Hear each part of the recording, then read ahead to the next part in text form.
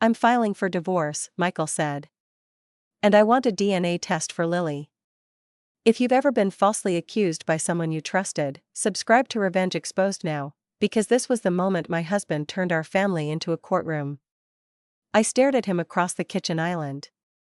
The coffee I had poured 5 minutes earlier had gone cold in my hand. Lily's laughter floated in from the living room, where she was building a blanket fort with her stuffed animals. For one surreal second, I thought Michael was joking. Then I saw the envelope in his hand. "What did you say?" I asked. He placed the envelope on the counter. "I'm filing for divorce," he repeated. "And I want a DNA test." The paper looked too ordinary for what it contained. White. Neatly folded. My name printed on the front in block letters.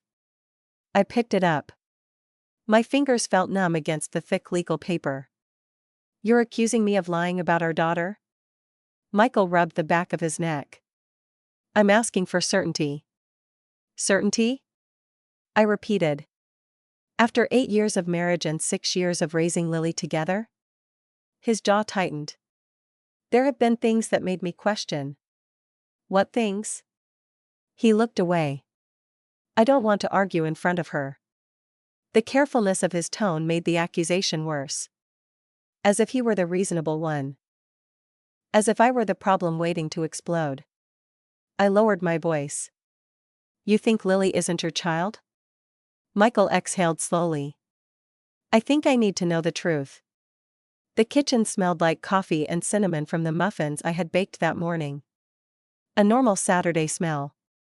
A family smell. And suddenly it felt like it belonged to strangers. Lily ran into the kitchen carrying a stuffed rabbit. "Mommy, look," she said. "Mr. Whiskers has a castle now." I forced a smile. "That's beautiful, sweetheart." She looked up at Michael. "Daddy, come see." Michael's expression softened for a fraction of a second. "In a minute, Lily." She skipped back to the living room. I waited until I heard the rustle of blankets before speaking again. "What is this really about?" Michael picked up a folder from the counter. "There are documents in here." I opened it. Divorce petition. Custody proposal. Request for genetic testing. The words blurred for a moment. My heartbeat thudded in my ears. "You prepared all of this?" "Yes." "For how long?" He hesitated. "A few weeks." "A few weeks." While we had been eating dinner together. While Lily had been asking him to help with her homework. While I had been planning her birthday party. "You've been planning to leave us," I said. "I've been planning to protect myself." The sentence landed like a slap. "Protect yourself from what?" "From your wife? From your daughter?" Michael's voice became softer, almost rehearsed. "I don't want this to become ugly." "Ugly?" I whispered. "You handed me divorce papers and questioned our child's paternity." He looked frustrated now. "I'm trying to handle this responsibly." I laughed once. A sharp, disbelieving sound. Responsibly would have been talking to me before hiring a lawyer. "I didn't think you'd tell me the truth." The room went silent. Not because of his volume. Because of the accusation. I set the folder down carefully. My hands were shaking. "Say that again." Michael swallowed. "I said I need to know the truth." "No," I said. "You said you didn't think I'd tell you the truth." He did not answer. From the living room, Lily called out, "Mommy, Daddy, come inside." I closed my eyes for 1 second. I could not let her hear this. "Go see her," I said. Michael looked surprised. "What?" "Go see your daughter," I said. "The daughter you've raised since the day she was born." He stood there for a moment, then walked into the living room. I heard Lily squeal with excitement. "Daddy, you have to crawl through the tunnel." I leaned against the counter and pressed my hand to my throat. It felt tight and dry. I wanted to cry. I wanted to scream. Instead, I took out my phone. I opened my email and created a new folder labeled Divorce Documents. I scanned the petition and saved a copy.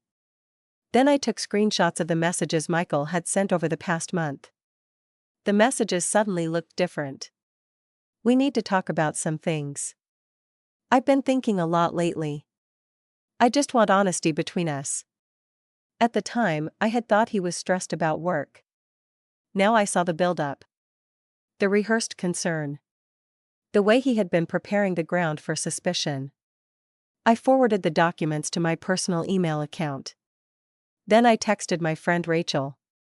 Michael filed for divorce and wants a DNA test for Lily. I need a lawyer recommendation. Rachel replied within a minute. Oh my God. Call me now. I stepped onto the back porch and called her. The air was cool, carrying the scent of cut grass from a neighbor's yard. Rachel answered immediately. What happened? I told her. Not every detail.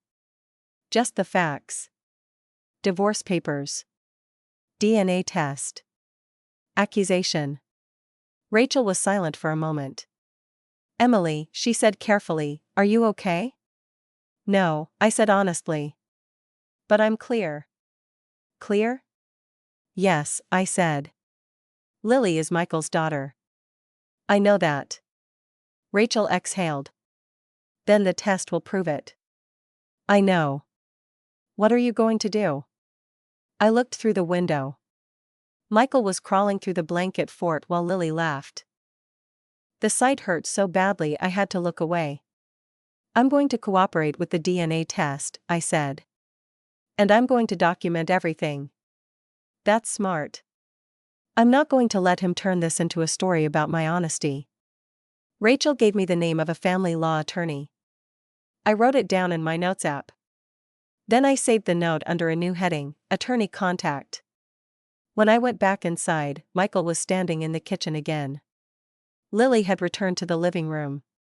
She wants us to have lunch together, he said. The normality of the sentence made my stomach twist. You filed for divorce this morning. I know. And you want to have lunch like nothing happened? Michael's shoulders sagged. I don't want Lily to be upset. Then maybe you should have thought about that before accusing me of deceiving you about her father. He looked irritated now. I didn't accuse you directly. I stared at him. What exactly do you think a DNA test request means? Michael opened his mouth, then closed it. I'm willing to do the test, I said. He blinked. You are? Yes, I said. Because I have nothing to hide. He seemed relieved. I think that's the best thing. For Lily, yes, I said. For the truth, yes. For your accusations, also yes. Michael looked away. I'm not trying to hurt you. I almost laughed again. You already did. He rubbed his forehead. Emily, I've been under a lot of stress. What stress? He hesitated. Work. Finances. Other things. Other things? I don't want to discuss everything right now. I filed that away. A vague answer. A deflection. A new crack in the story. I'll have my attorney contact yours, I said. Michael looked surprised again. You're getting a lawyer? Yes, I said. You already did. He nodded slowly. That's fair. Fair. The word echoed in my mind after he walked away. There was nothing fair about what he had done. But fairness was not going to be given to me. I was going to have to protect it. That afternoon, while Lily napped, I sat at the dining room table and organized the documents into digital folders. Divorce petition. Custody proposal. DNA test request. Messages. Attorney contact. I also wrote down the date and time Michael had handed me the papers. Then I wrote the exact sentence he had said. I'm filing for divorce. And I want a DNA test for Lily. Writing it down made it feel both more real and less powerful. Real because it had happened. Less powerful because it was now part of a record. Not just a wound. A fact. When Lily woke up, she padded into the kitchen in her pajamas and asked for apple slices. I washed an apple and cut it into small pieces. She climbed onto a stool and smiled at me. "Mommy, are you sad?" The question pierced me. "A little," I said. She touched my hand. "It's okay. Mr. Whiskers says hugs help." I laughed through the ache in my chest. "Mr. Whiskers is very wise." She hugged me around the waist. I held her tightly. Not because I doubted anything. Because I suddenly understood how fragile a child's sense of safety can be. And because I knew, with absolute certainty, that I would protect her from the storm Michael had started. That night, after Lily was asleep, I sat alone in the kitchen with the divorce papers in front of me. The house was quiet except for the hum of the refrigerator and the occasional creak of the floorboards. I read the petition again. Then I placed it in the folder. Michael had filed for divorce. Michael had demanded a DNA test. Michael had chosen suspicion over trust. Fine. He would get the certainty he said he wanted. And when the truth came back, it would change everything. The doubt spread faster than I expected. 3 days after Michael handed me the divorce papers, my phone started buzzing with messages from relatives I had barely heard from in months. Most of them sounded concerned. None of them sounded neutral. Aunt Denise called first. "Emily," she said carefully, "I heard Michael is going through a difficult time." I stood at the sink washing Lily's lunch container. The water ran over my hands, cold and steady. "What did you hear exactly?" "That he has some questions about the situation." "The situation?" She lowered her voice. "You know, about Lily." I turned off the faucet. The silence in the kitchen felt sudden and sharp. "Aunt Denise," I said, "Michael is Lily's father. I'm sure this is very painful for everyone. Painful because he accused me of deception." "I'm not taking sides," she said quickly. "I just think people are worried." I thanked her for calling and ended the conversation before my voice could crack. Then I opened my notes app and typed. "Call from Aunt Denise. Said family heard Michael has questions about Lily." Did not deny paternity directly, but implied concern. It felt strange to document my own humiliation. But my attorney, Laura Whitman, had advised me to keep a clear record of conversations related to the divorce and paternity issue. Facts matter, she had told me during our first consultation. Especially when emotions are being used to shape a narrative. A narrative. That was exactly what Michael was creating. By the end of the week, I understood the pattern. He was not openly accusing me of infidelity. He was saying things like, "I just need certainty. This is about Lily's future. I want to make sure everything is clear." Those phrases sounded reasonable on the surface. But beneath them was the implication that I had given him a reason to doubt me. Carol Bennett called on Friday evening. Her voice was warm, almost sympathetic. "Emily, I wanted to check on you." I was sitting at the dining room table helping Lily color a picture of a horse. "We're okay," I said. "I know this must be hard. Michael has been under so much pressure." I kept my tone even. "Pressure does not justify accusing me of lying about my child's father." Carol sighed. "He's not accusing you. He's just seeking the truth." Lily looked up from her coloring book. "Mommy, what color should the horse be?" "Any color you want, sweetheart." She chose purple and returned to coloring. Carol continued, "Sometimes men need reassurance in these situations."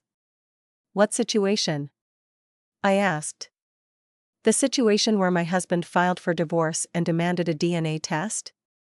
"Emily, please don't make this more hostile than it needs to be." I wrote that sentence down after we hung up. Carol, "He's just seeking the truth." Carol, "Sometimes men need reassurance." Carol, Please don't make this more hostile than it needs to be. Reading the words back, I noticed how carefully the blame had been shifted. Michael's accusation became seeking the truth. My reaction became hostility. I saved the note and took a screenshot of the call log. That night, Rachel came over with takeout and a bottle of sparkling water. Lily was asleep upstairs. The house smelled faintly of tomato sauce and garlic bread. Rachel set the food on the counter and looked at me carefully. You look exhausted. I am. She hesitated. I need to ask you something, and I'm sorry if it sounds awful. I nodded. Did Michael ever have a reason to doubt Lily's paternity? The question stung, even from a friend. No, I said. There was never anyone else. Michael knows that. Rachel sat down slowly. Then why would he do this? That's what I'm trying to understand. She picked at a breadstick. I think some people are assuming there must be a reason if he's asking for a DNA test. I know, I said. That's the whole problem. The request itself creates suspicion, even when there is no basis for it. Rachel looked ashamed. You're right. I'm sorry. I reached across the table and squeezed her hand. It's okay. I know this is confusing from the outside. She looked at me. But you're sure? I held her gaze. I am absolutely sure that Lily is Michael's daughter. Rachel nodded. Then the test will prove it. Yes, I said. But proving it won't erase what he's already done. The next morning, I found Michael in the garage sorting through boxes. Lily was at a birthday party with a friend. The smell of cardboard and motor oil filled the space. Can we talk? I asked. He kept stacking boxes. About what? About what you've been telling people. Michael sighed. I've been honest. You've been vague, I said. Which is worse? Vague accusations let people imagine the worst. He finally looked at me. I haven't said you cheated. You haven't needed to. Michael set down the box. I'm trying to protect myself. From what? He rubbed his forehead. Emily, I've had doubts. Since when? He hesitated. For a while. How long is a while? I don't know. Months. I felt my stomach drop. Months? And during those months you were still letting Lily call you daddy, still planning family trips, still pretending everything was normal? She is my daughter in every way that matters, he said quickly. The sentence hung in the air. In every way that matters? Michael looked frustrated. You know what I mean. No, I said quietly. I don't. He turned away. I just need the test. I took out my phone and opened the voice memo app. I did not hide the movement. Michael noticed. What are you doing? Recording our conversation, I said. I want an accurate record of what's being said. He stared at me. You don't trust me now? I almost laughed at the irony. You filed for divorce and questioned our daughter's paternity. Trust is not the issue anymore. Clarity is. Michael crossed his arms. Fine. Record it. I held the phone steady. Michael, are you claiming that Lily is not your biological daughter? He looked uncomfortable. I'm saying I want a DNA test to confirm paternity. Do you have any evidence that I was unfaithful? No. Have I ever admitted to any relationship with another man during our marriage? No. Then why are you questioning Lily's paternity? Michael paused. I just need certainty. I stopped the recording. The answer was the same. Always the same. No evidence. No admission. No specific reason. Just doubt. And doubt, repeated often enough, had become his weapon. Later that afternoon, I met with Laura Whitman at her office. The waiting room smelled like coffee and printer paper. I handed her a folder containing screenshots, call logs, notes, and the voice recording. She reviewed the materials carefully. "You've done a good job documenting the communications," she said. "I feel ridiculous doing it." "You're not being ridiculous," Laura replied. "You're creating a factual record while emotions are running high." I looked down at my hands. "I hate that Lily is connected to this." Laura's expression softened. "That's understandable. The most important thing is to keep her protected from the conflict as much as possible." I nodded. "Do you think the DNA test will end this?" She chose her words carefully. "It will answer the paternity question. Whether it ends the broader conflict depends on Michael's motives." The question stayed with me all evening. What were Michael's motives? If he truly believed Lily might not be his daughter, why had he waited 6 years to raise the issue? Why file for divorce first? Why prepare custody proposals and financial documents before requesting the test? Why tell relatives he was seeking the truth instead of discussing his concerns privately with me? The pieces did not fit together cleanly. But one thing was becoming clear. This was not only about paternity. It was about control. About shaping the story before the facts were known. About making me defend myself while he appeared cautious and reasonable. That night, after Lily was asleep, I sat at my desk and added another entry to my timeline. Michael states he has no evidence of infidelity and no admission from me. Continues to say he needs certainty. Family members repeating this language. I saved the document. Then I opened the folder labeled DNA test and added the appointment confirmation Laura's office had arranged. The test would happen the following week. I looked at Lily's school picture on my desk. Her smile was wide and familiar. She had Michael's eyes. She had my stubborn chin. She had our family's history written all over her face. But even if she had looked nothing like either of us, the truth would still be the truth. I closed the laptop. The doubt was spreading through the family. People were whispering. People were choosing careful words. People were treating me as if I might be hiding something. Let them wonder for now. I knew what the DNA test would show. And when the results arrived, the doubt Michael had planted would turn back toward the person who planted it. The DNA testing appointment was scheduled for a Wednesday morning at a private laboratory across town. I woke before dawn and stood in the kitchen making Lily pancakes shaped like hearts. The batter sizzled on the griddle, filling the house with the smell of butter and vanilla. Lily sat at the table in her pink sweater, swinging her feet. "Why are we going to the doctor today?" she asked. I set a plate in front of her. "We're going to a special appointment where they'll take a tiny cheek swab. It won't hurt." She looked at me with wide eyes. "Will Daddy be there?" "Yes," I said carefully. "Daddy will be there too." Lily nodded and poured syrup onto the pancakes with serious concentration.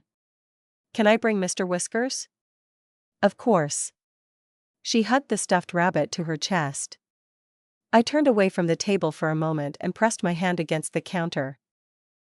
My breath felt tight. This should never have become part of my daughter's childhood. But I forced myself to breathe slowly. I needed to be calm for her. At the laboratory, the waiting room was quiet and smelled faintly of disinfectant and coffee. A receptionist handed me a clipboard with consent forms. I read every page carefully. Then I signed and requested copies of all documentation. The receptionist looked up. "Would you like a copy of the chain of custody form as well?" "Yes," I said. "Please." Michael arrived 10 minutes later. He was wearing a dark jacket and carrying a leather folder. He looked composed. Too composed. As if this were a business meeting instead of a test involving our 6-year-old daughter. "Morning," he said. Lily ran toward him. "Daddy." Michael knelt and hugged her. "Hey, sweetheart." For a moment, watching them together made my chest ache. He had taught her to ride a bike. He had read bedtime stories in silly voices. He had cried when she took her first steps. And now we were here because he wanted proof that she was his. A technician called our names. Emily Bennett, Michael Bennett, and Lily Bennett? We followed her down a hallway lined with framed certificates. The room was small, with a desk, a computer, and sealed testing kits arranged neatly on a tray. The technician smiled at Lily. "Hi, Lily. We're just going to use a soft cotton swab inside your cheek. It's very quick." Lily looked at Mr. Whiskers. "Will he have to do it too?" The technician laughed gently. "No, he can supervise."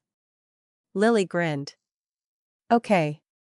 The technician verified our identification and explained the procedure. I listened carefully, noting each step.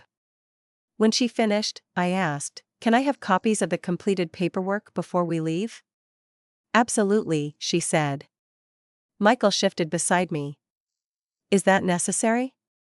"Yes," I said. He looked at me for a moment, then looked away.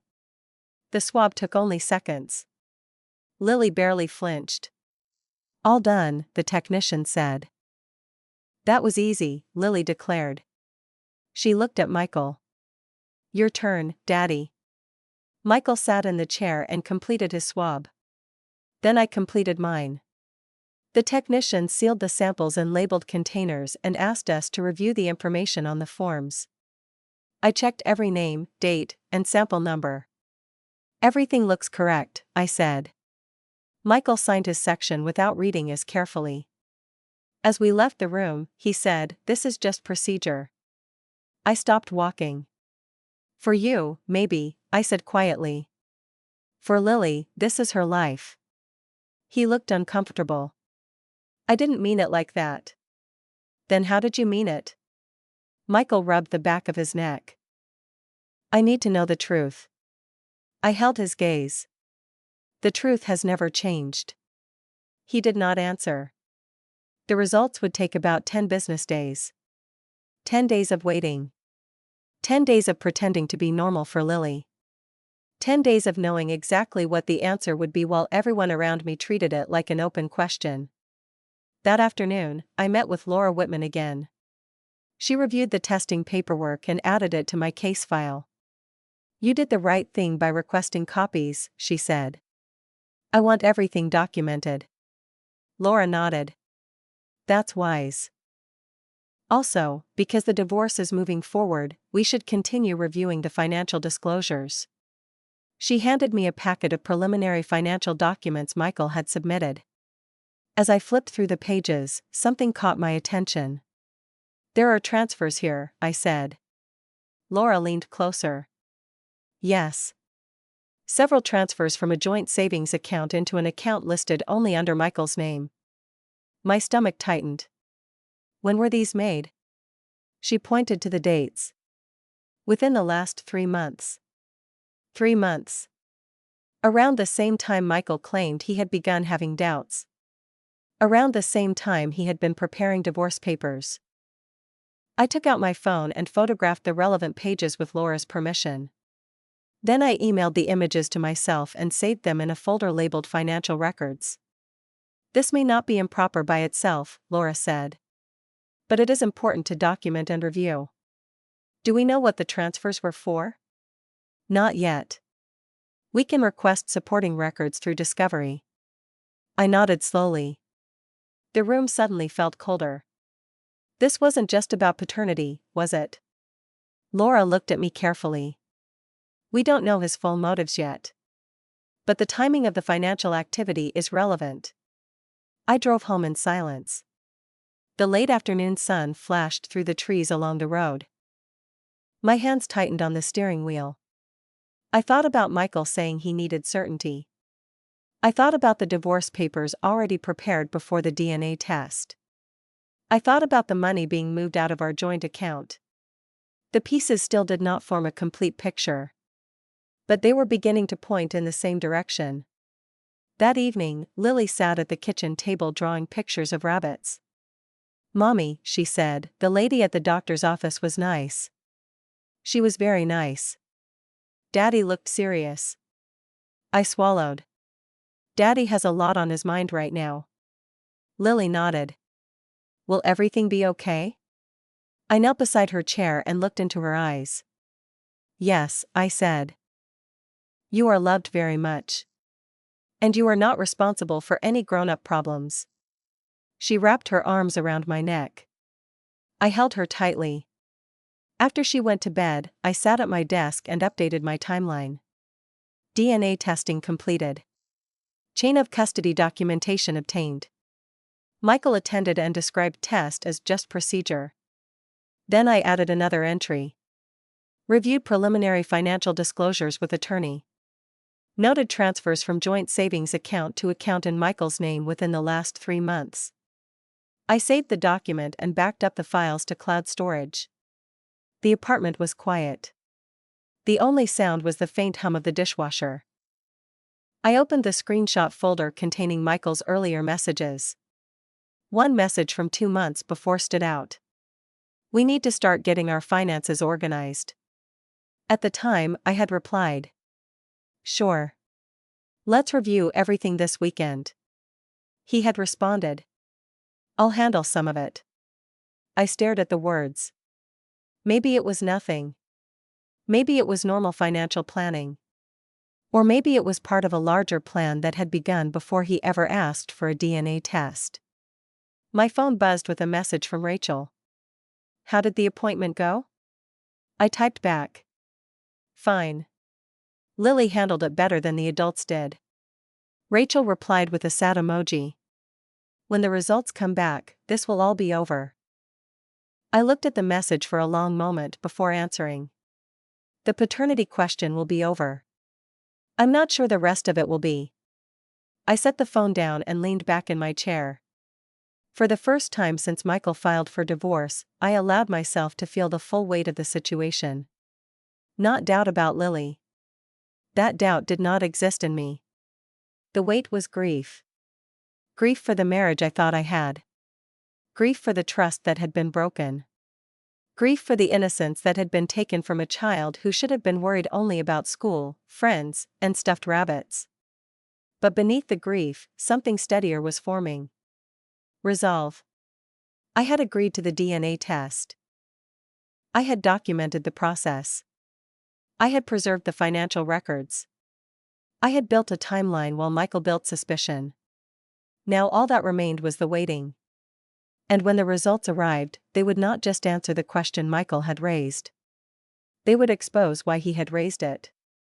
The results arrived on a Monday morning while I was folding Lily's laundry.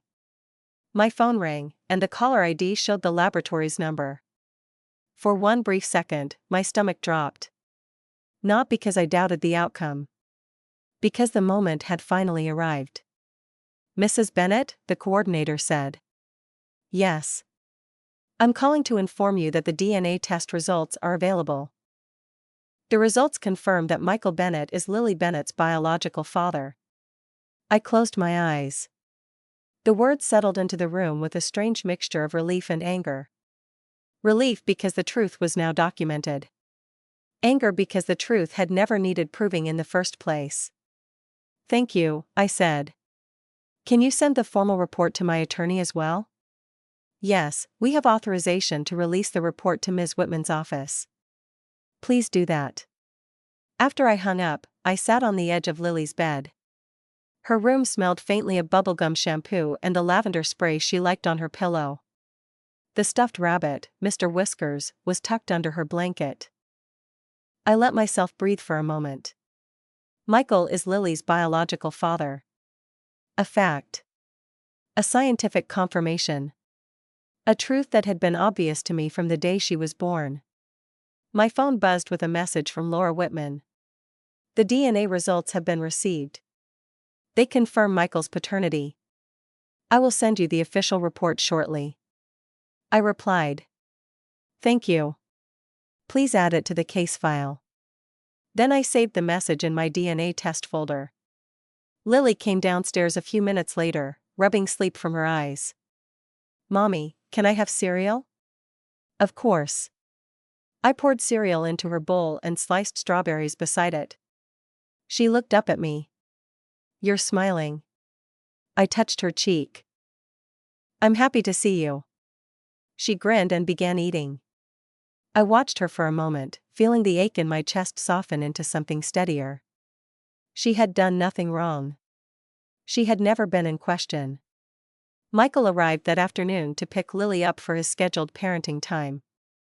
He stood in the doorway holding his car keys. The air between us felt heavy. "I got the results," I said. He nodded. "So did I." Lily ran to him with her backpack. "Daddy, can we get ice cream?" Michael forced a smile. "Maybe after the park." She hugged him and skipped toward the car. When she was out of earshot, I looked at him. "So Lily is your daughter?" Michael looked down. "Yes." The word was small. Too small for what he had done. I waited. "I'm glad we have certainty," he said finally. I stared at him. "That's what you're going to say?" He shifted uncomfortably. "I needed to know." "You needed to know?" "Michael, you accused me of deception. You filed for divorce. You let your family question my honesty. I didn't accuse you directly." I laughed once, sharp and tired. "You demanded a DNA test. What did you think people would infer?" Michael rubbed his forehead. "I was under a lot of stress." Stress does not create false accusations out of nowhere.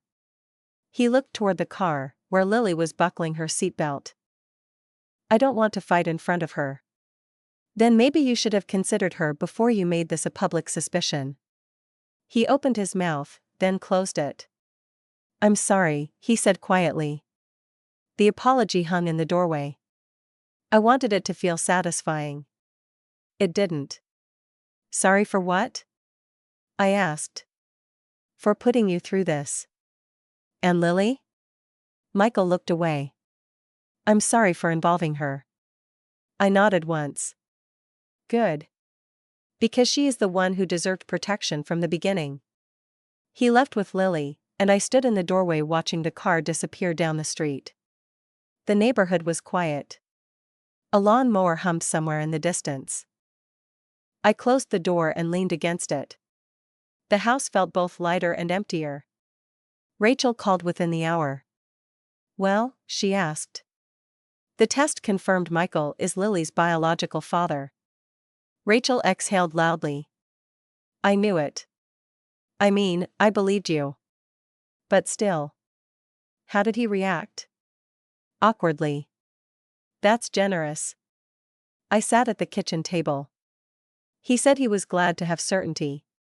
Rachel was silent for a beat. "That's infuriating." "Yes." "Did he apologize?" "He said he was sorry for putting us through this." Rachel sighed. "That's not enough." "No," I said. "It's not." I opened my laptop and downloaded the official DNA report Laura had forwarded. I saved copies in multiple folders and printed a hard copy for my records. Then I added a new entry to my timeline. DNA test results received. Report confirms Michael Bennett is Lily Bennett's biological father. Results provided to both attorneys. As I was saving the file, my phone buzzed again. This time it was Carol Bennett. I let it ring once before answering. "Emily," she said, her voice unusually careful. "I heard the results came back." "They did. And Michael is Lily's father." "Yes." Carol was quiet for a moment. "Well," she said, "I'm glad this has been clarified." "Clarified." As if the truth had been unclear before. "As am I," I said. "I hope now everyone can move forward." I took a slow breath. "Carol, moving forward requires acknowledging what happened." She hesitated. Michael was confused. He was confident enough to file for divorce and request a DNA test. He was trying to protect himself. From what? Carol did not answer directly. "He loves Lily very much." "I know he does," I said. "That is what makes this so painful." She sighed. "I suppose we all made assumptions." The sentence caught my attention. "All?" "Yes," she said quietly. Some of us thought there must be a reason for his concerns. I closed my eyes briefly. Thank you for being honest about that. I'm sorry if my words made things harder for you. They did, I said gently. But I appreciate you saying it now. After we hung up, I sat in silence. The afternoon light stretched across the kitchen floor. I thought about how quickly doubt had spread through the family. How easily people had accepted the possibility that I might have betrayed my husband. How the mere request for a DNA test had been enough to place me under suspicion. Now the facts were undeniable. But facts do not automatically erase damage. That evening, Laura Whitman called. The DNA results are now part of the official case file, she said. This resolves the paternity question. What happens next? We continue with the divorce proceedings. However, the confirmed paternity may affect Michael's prior assertions and the overall context of the case. I hesitated. Do you think this changes how the court will view his accusations? Laura chose her words carefully. It may be relevant if his conduct caused unnecessary conflict or affected negotiations. We will continue to document the timeline and his statements. I looked at the printed report on the table. I still don't understand why he did it. That may become clearer as the financial discovery process continues, she said. After the call, I made tea and carried the mug to the living room. The house was quiet without Lily. I sat on the couch and remembered the day she was born. Michael had cried when the nurse placed her in his arms. She has my eyes, he had whispered. At the time, I had laughed and said, she has both of us. He had kissed my forehead and said, she's perfect. The memory hurt. Not because it was false. Because it had once been true. He had loved her. He had recognized himself in her. He had been proud to be her father. Somewhere between that hospital room and the divorce papers, something in him had changed. Or something in him had been revealed. I did not know which possibility was worse. When Lily returned that night, she ran into the house carrying a melted ice cream cone wrapper. Daddy got me chocolate chip, she announced. That sounds delicious. She climbed onto the couch beside me. Mommy, Daddy said we're going to keep doing fun things together. I smiled at her. I'm glad you had a good time. She leaned against my shoulder. Are you and Daddy still mad at each other? I brushed her hair back from her face. Daddy and I are working through grown-up problems. But we both love you very much. She nodded, satisfied with that answer. I held her close and listened to her chatter about the park, the ducks she saw at the pond, and the ice cream that melted too fast. She was still innocent in this. I would protect that innocence as long as I could. Later, after she was asleep, I returned to my desk and added one final note to the day's timeline. DNA test confirmed paternity. Michael apologized generally but did not fully address the public suspicion created by his actions. I saved the file and closed the laptop. The paternity question was resolved. The truth was documented. But as I looked at the folder of financial records beside the DNA report, I understood something important. The DNA test had answered the question Michael asked. Now it was time to answer the question he had been avoiding. Why had he asked it at all? The real motive began to emerge in pieces. Not through a dramatic confession. Not through one explosive discovery. But through the slow, uncomfortable process of financial discovery. Laura Whitman called me into her office 2 weeks after the DNA results were filed. She had several folders spread across the conference table. The room smelled like paper, coffee, and the faint citrus scent of cleaning solution. I've reviewed the additional financial records, she said. I sat down and looked at the highlighted pages. What did you find? Laura slid one document toward me. These transfers from the joint savings account were followed by payments to credit card accounts that were not previously disclosed in Michael's initial filing. I frowned. How much debt are we talking about? She named the amount. My stomach dropped. It was far more than I had expected. There are also charges related to travel, dining, and hotel stays that may require explanation, she added. I looked at the dates. Several charges coincided with weekends when Michael had told me he was working late or attending business meetings. I took a slow breath. So while he was accusing me of deception, he was hiding debt? That appears to be part of the picture, Laura said carefully. We still need complete documentation, but the pattern is concerning. I flipped through the records. One hotel charge caught my attention. The location was a city Michael had visited for a conference. I remembered that trip because he had called home only once and sounded distracted. My chest tightened. Do we know who he was with? Not from these records alone, Laura said. But the expenses and timing are relevant to the broader context of the divorce. I leaned back in my chair. For months, Michael had framed himself as the cautious, responsible spouse seeking certainty. Now the records suggested he had been managing a separate financial crisis while preparing for divorce. Could the paternity issue have affected his financial strategy? I asked. Laura chose her words carefully. It is possible that questioning paternity could have influenced his approach to support obligations, custody negotiations, or the overall leverage he believed he had in the divorce. I stared at the table. So he may have used doubt about Lily as leverage. We cannot state motive as a fact without direct evidence, Laura said. But the timing is significant. I nodded slowly. The room felt colder. The DNA test had confirmed what I already knew. But it had also removed the cover from the rest of the situation. Michael had not simply been a worried husband seeking reassurance. He had been preparing for a legal and financial battle while allowing suspicion to fall on me. That evening, Rachel came over again. I showed her only the documents Laura said I could discuss. Rachel's expression shifted from confusion to disbelief. Wait, she said, so he was hiding debt while accusing you of hiding something? That's what the records suggest. Rachel shook her head. I owe you an apology. For what? For telling you at the beginning that maybe the DNA test would clear everything up. I didn't realize how strategic this might have been. I poured us tea. It's okay. I wanted to believe it was just fear. Rachel looked at me. What do you think now? I stared at the steam rising from my cup. I think Michael was building a narrative before the facts were known. And that narrative made you look suspicious. Yes.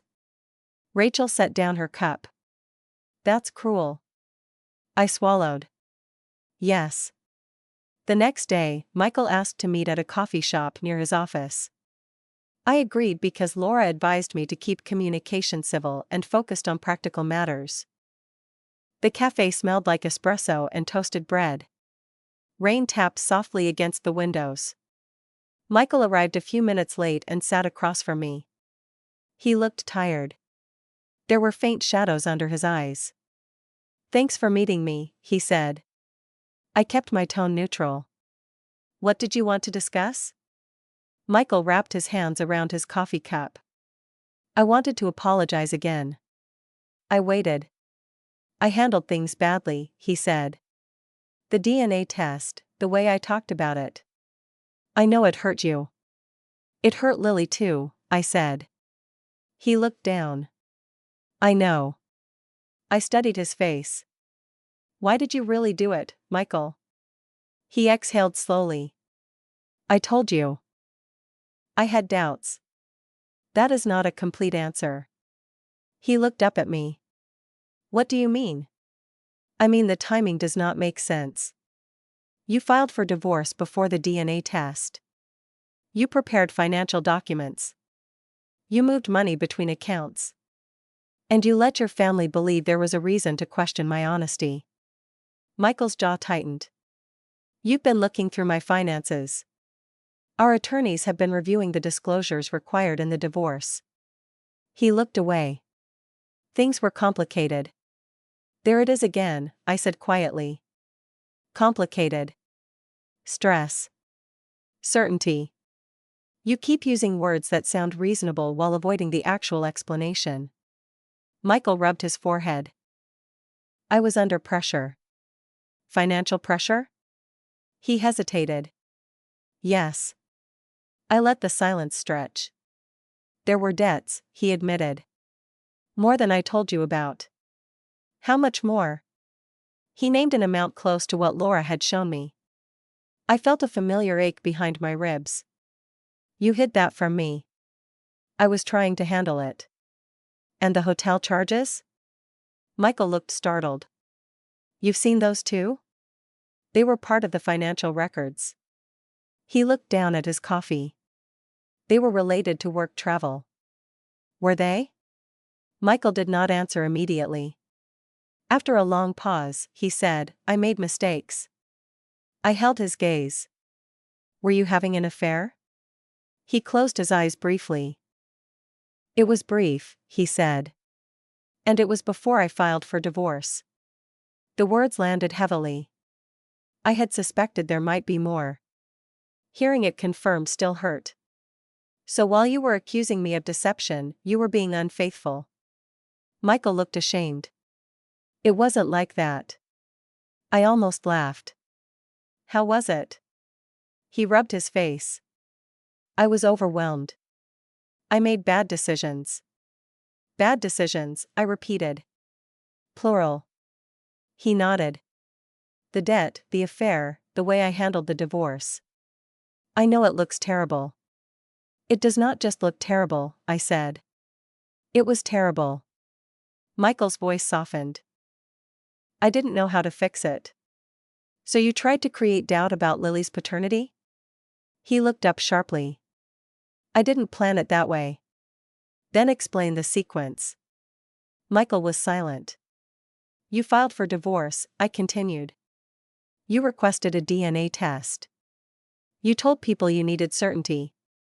Meanwhile, you were hiding debt and an affair. He stared at the table. I thought if the paternity issue was unresolved, it would change the divorce. The honesty of the admission stunned me. Change it how? He swallowed. I thought it might affect support obligations. Custody negotiations. The whole situation. I felt the air leave my lungs. So Lily became a strategy. No, he said quickly. I never meant to hurt her. But you were willing to question whether she was your daughter. Michael looked devastated. I know. I sat back and looked at him. For the first time, the full picture came into focus. The DNA test had never been about uncertainty alone. It had been part of a broader attempt to protect himself from the consequences of his own choices. Debt. Infidelity. Divorce. Financial obligations. He had used suspicion as leverage.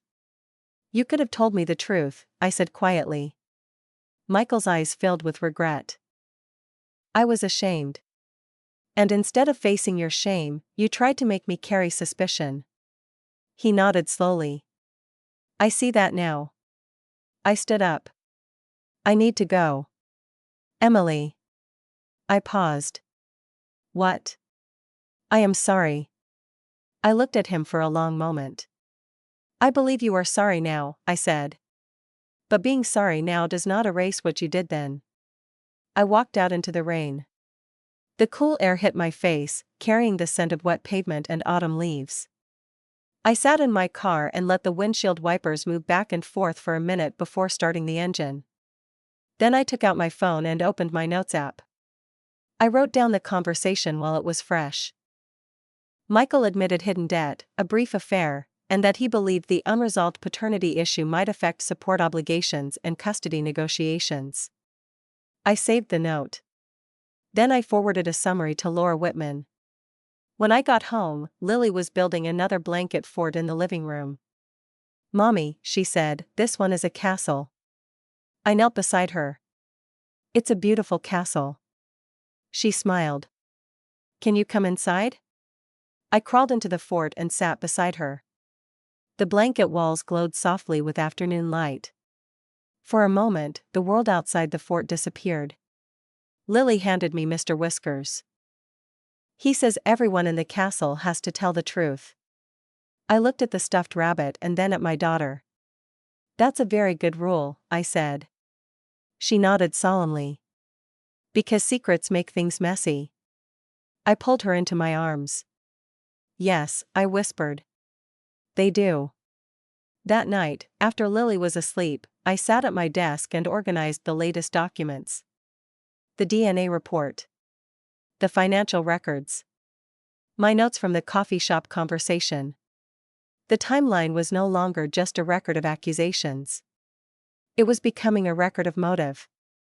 Michael had hidden debt. Michael had been unfaithful. Michael had feared the financial consequences of divorce.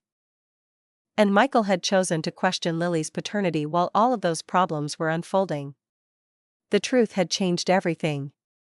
Not because the DNA test revealed something new about Lily, but because it revealed something devastating about Michael. The courtroom was quieter than I expected. Not silent. Just heavy. The kind of quiet that settles over a room when everyone knows the truth is about to be arranged into a formal record. I sat beside Laura Whitman at the petitioner's table, my hands folded neatly in my lap. Across the aisle, Michael sat with his attorney, Richard Hale. He looked composed on the surface, but I could see the tension in the way his fingers gripped a pen. The judge reviewed the case file and then looked toward Laura. Counsel, you may proceed. Laura stood.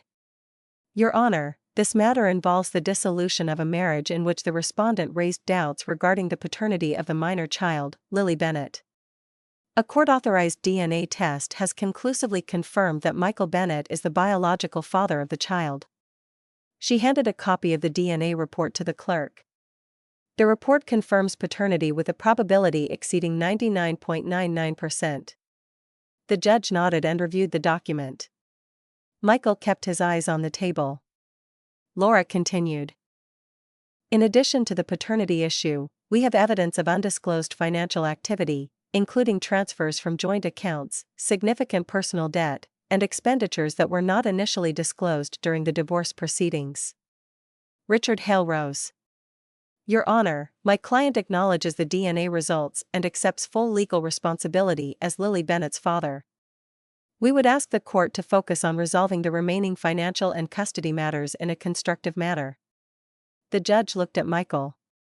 Mr. Bennett, do you acknowledge that the DNA test confirms you are Lily Bennett's biological father? Michael stood. Yes, Your Honor. And do you acknowledge that your prior request for genetic testing created conflict within these proceedings? Michael swallowed. Yes, Your Honor. The judge turned back to Laura. Proceed. Laura placed several documents on the evidence table. These exhibits include the DNA test report, communications from Mr. Bennett requesting the test, financial records showing transfers from joint accounts, and a timeline of disclosures relevant to the divorce proceedings. She looked toward Michael. Mr. Bennett, when did you first begin expressing doubts about Lily's paternity? Michael shifted in his seat. I had concerns for several months before filing for divorce. Did you have any evidence that Mrs. Bennett had been unfaithful? No. Did Mrs. Bennett ever admit to any relationship with another man during the marriage? No. Then what was the basis for your request for a DNA test? Michael hesitated. I wanted certainty. Laura nodded. And at the time you requested that certainty, were you also dealing with undisclosed financial debt? Michael looked toward his attorney. Richard Hale spoke carefully. Your Honor, my client has acknowledged financial difficulties and has supplemented his disclosures. Laura continued. Mr. Bennett, were you also involved in an extramarital relationship prior to filing for divorce? Michael's face tightened. Yes. A murmur moved faintly through the courtroom before fading. The judge remained composed. Laura spoke in the same steady tone. So while you were questioning your wife's honesty regarding Lily's paternity, you were concealing debt and an affair from her. Is that correct? Michael lowered his eyes. Yes. Laura let the silence settle for a moment. Did you believe that an unresolved paternity question might affect the financial or custody aspects of the divorce? Richard Hale rose immediately. Objection, Your Honor. Calls for speculation regarding legal strategy. Laura responded calmly. Your Honor, the question goes to motive and the context in which the paternity issue was raised. The judge considered this. Mr. Bennett may answer if he can do so based on his own understanding at the time. Michael exhaled slowly. Yes, he said. I thought it might affect the divorce. The words landed heavily in the room. I felt my heartbeat slow into a strange calm. Not because the admission was satisfying. Because it confirmed what I had been piecing together for months. Laura continued. You thought questioning Lily's paternity might affect support obligations or custody negotiations? Yes, Michael said quietly. And yet the DNA test confirmed that Lily is your biological daughter. Yes. Laura nodded and returned to the table. No further questions at this time. Richard Hale conducted a brief redirect examination. He emphasized that Michael had cooperated with the DNA testing, accepted the results, and expressed regret for the pain caused. Michael's voice was subdued. I was under financial pressure, he said. I made poor decisions. I should have handled things differently. When it was my turn to testify, I stood and took the oath. The courtroom smelled faintly of polished wood and paper. I answered Laura's questions carefully. I described the day Michael served the divorce papers. I described the request for the DNA test. I described the impact on our family and the steps I took to document communications and preserve records. Mrs. Bennett, Laura asked, did you ever doubt that Michael Bennett was Lily Bennett's biological father? No, I said. How did the paternity accusation affect you? I took a breath. It was devastating. Not because I doubted the truth, but because the accusation changed how people looked at me. It created suspicion where there was no evidence. And how did it affect your concern for Lily? My primary concern was protecting her from the conflict. She is a child. She should never have been placed in a position where her parentage was treated as a strategy in a divorce. Richard Hale cross-examined me briefly. Mrs. Bennett, do you acknowledge that the DNA test ultimately confirmed the truth and resolved the paternity question? Yes, I said. But the truth existed before the test. The test only documented it. He nodded. No further questions. After testimony concluded, the judge reviewed the exhibits and addressed both parties. The DNA test conclusively establishes Michael Bennett as the biological father of Lily Bennett. Any prior uncertainty on that issue has been resolved. The judge looked directly at Michael.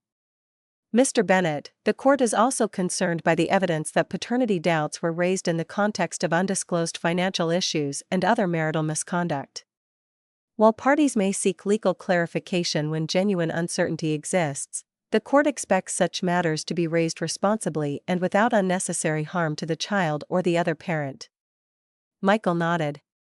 Yes, Your Honor. The judge continued. The court's priority is Lily Bennett's stability and well-being. Both parents have responsibilities toward her, and those responsibilities are not diminished by the conflict between the adults. The ruling addressed custody, support, and financial disclosures. Michael was required to provide complete supplemental financial documentation and comply with the support obligations consistent with the confirmed paternity. As the hearing concluded, the judge added one final observation. This court encourages both parties to move forward in a manner that protects the child from further conflict and restores as much stability as possible. The gavel sounded softly. The hearing was over. I sat down slowly. Laura leaned toward me. You handled that very well, she whispered. I nodded. My throat felt tight, but not from panic. From release. Outside the courtroom, the hallway smelled faintly of coffee from a nearby vending machine. Aunt Denise approached me first. Emily, she said, I owe you an apology. I looked at her. For what? For believing there must have been a reason for Michael's doubts. I should have trusted you. I nodded gently. Thank you for saying that. Carol Bennett approached more hesitantly. Her eyes were red. Emily, she said quietly, I'm sorry for the way I spoke to you. I defended Michael without understanding the full situation. I studied her face. The defensiveness I had heard in her voice weeks earlier was gone. I appreciate your apology, I said. She nodded. Lily is our family, and she always has been. Yes, I said. She always has. Michael stood a few feet away, speaking quietly with Richard Hale. When his attorney stepped aside, Michael looked at me. I'm sorry, he said again. I looked at him steadily. I know you regret what happened, I said. But Lily deserved better than to have her identity questioned because of adult problems. He nodded. She did. And I deserved better than to be treated as if I had deceived my own husband. I know, he said quietly. For a moment, we stood in the courthouse hallway with years of marriage, trust, betrayal, and shared parenthood between us.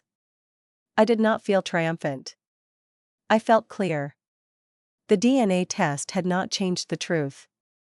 It had changed the narrative. It had exposed the gap between Michael's stated reason and his actual circumstances. As I walked toward the exit with Laura, sunlight spilled through the courthouse doors. The air outside was cool and smelled like rain on pavement.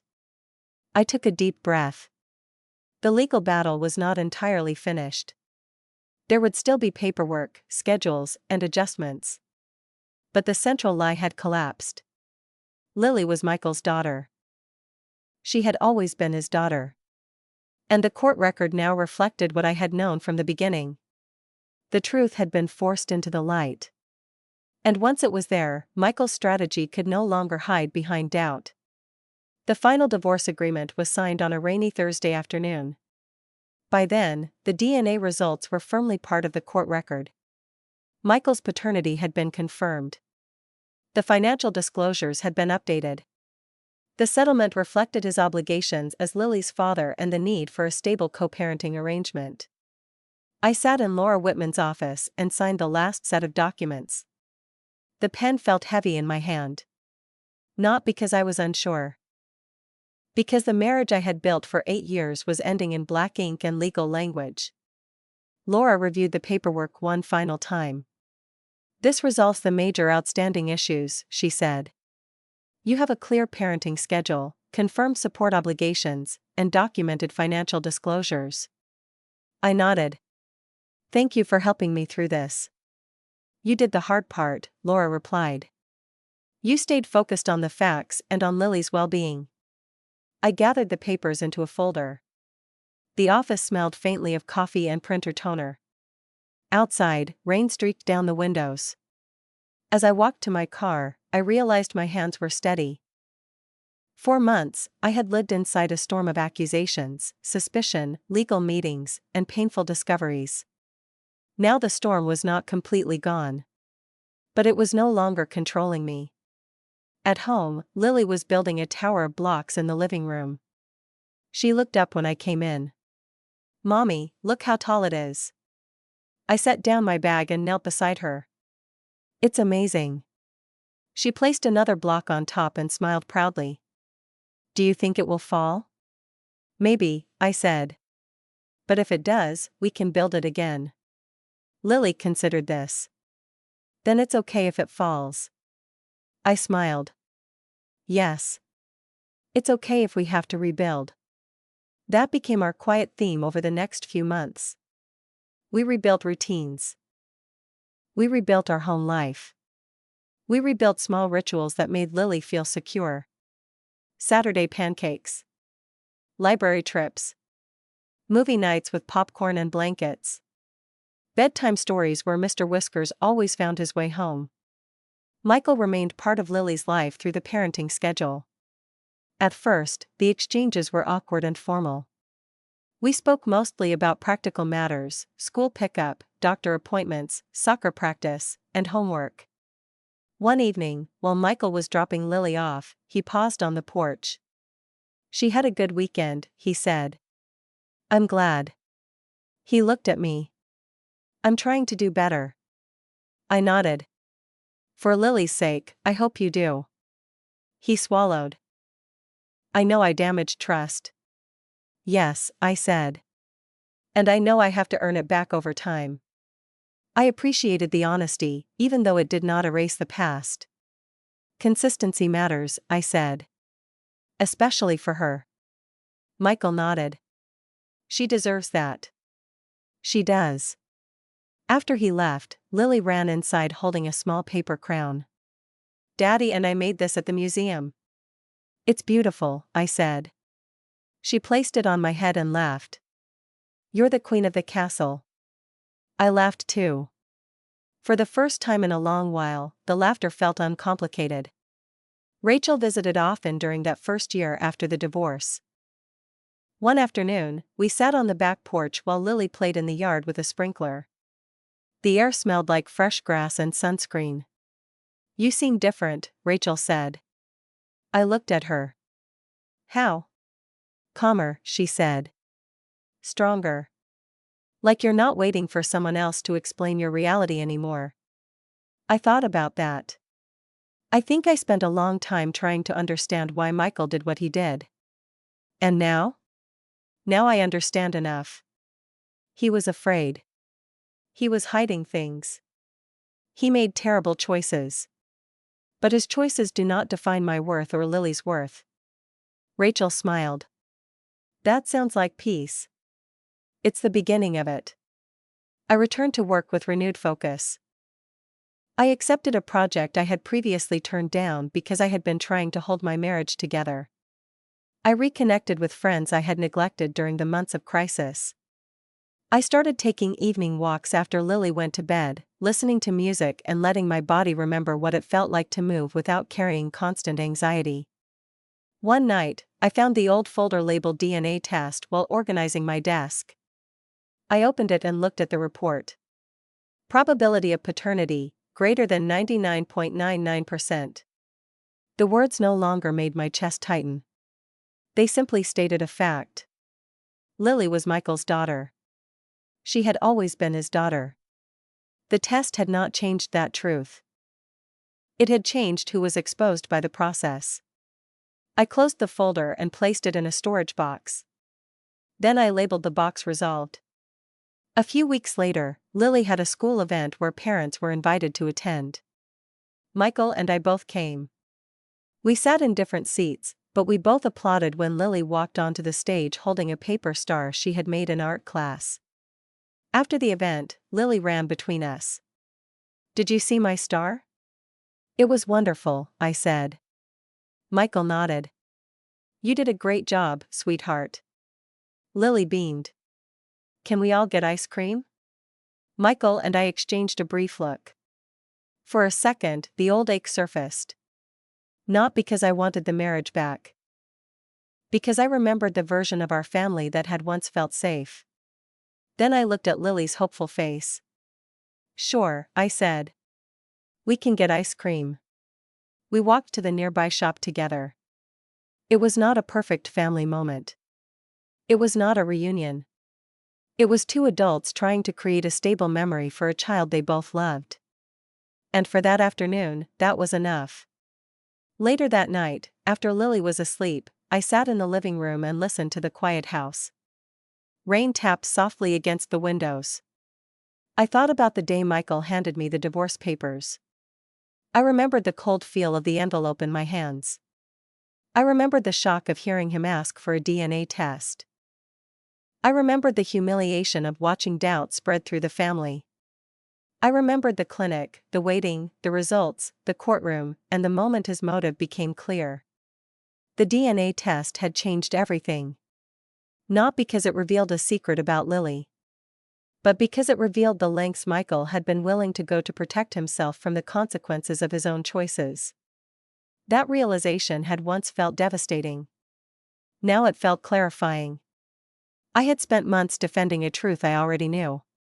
In the process, I had learned something about myself. I could stay calm under pressure. I could document facts while my heart was breaking. I could protect my daughter while navigating betrayal. I could rebuild a life after trust had been shattered. The next morning, Lily climbed into my bed before sunrise. "Mommy," she whispered, "can we make pancakes?" I smiled and pulled her close. "Yes. Heart-shaped pancakes." She grinned. "With extra strawberries." "Deal." As we walked into the kitchen together, the first light of morning was spreading across the floor. The house smelled like coffee and rain. Lily hummed to herself while I mixed the batter. The future was not the one I had planned. But it was ours. And it was honest. That mattered more than I had understood before. If you've ever had to defend the truth against someone who tried to twist it, share your story below and subscribe to Revenge Exposed now for more real-life justice stories.